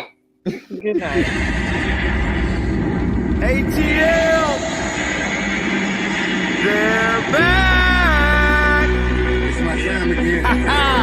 Anthony, Tioma, T Savage, Legacy. They're back. They're the best. Let's get it. Season 2. I'm the best at this shit, that's fact. And there's only one reason that I came back. I'm here to set the fucking record straight. Okay, I'm the best you other cats just failed the way. First off, ain't no beef with the spitters in my city. But if you come with 28, then shit get gritty. I'm shitty. Yeah, I shit on rappers. Either dead on the scene since you wanna be actors. This the message. I'm talking open hills and places. The schools over feeling foggy. I'll be patiently waiting. It seems y'all forgot who really runs the throne. Screaming y'all number one just because I was gone. See, ain't no stopping me now. I'm on the move. Going against me. Once when you ready to lose. The game, the street, the throne is took. This the message. Hope it leave you from the rapper. Sure. Yeah. The message. So y'all know. Yeah. The monster is back. And I'm at my spot. ATL, ho.